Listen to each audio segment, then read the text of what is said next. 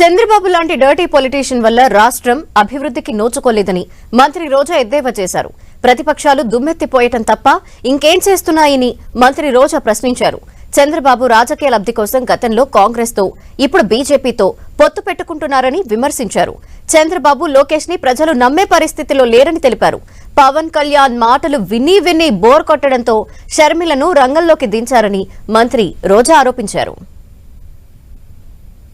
Dirty politician వల్ల మనకి stadiums లేకుండా రాజధాని లేకుండా ఈరోజు మనం అన్యాయం అయిపోయినాం. ఈరోజు ప్రతిపక్షాలు విషం చెమ్మడానికి దుమ్మెత్తిపోయడానికి తప్ప ఈరోజు చంద్రబాబు నాయుడు లోకేష్ని ప్రజలు నమ్మటం లేదు, వారు చెప్పే అబద్ధాలని ఎవరు పట్టించుకోవటం లేదనే ప్యాకేజీలు ఇచ్చి ఈరోజు పవన్ కళ్యాణ్ తీసుకొచ్చి చంద్రబాబు నాయుడు లోకేష్ మాట్లాడిన దాన్నే ఆయనతో మాట్లాడిచ్చారు. పవన్ కళ్యాణ్ చెప్పింది కూడా విని బోర్ అయిపోయి అతనికి క్రెడిబిలిటీ లేకుండా పోయిందని ఇప్పుడు షర్మిలమ్మని తీసుకొచ్చి ఆవిడతో కూడా అదే స్క్రిప్ట్ మాట్లాడిస్తున్నారు.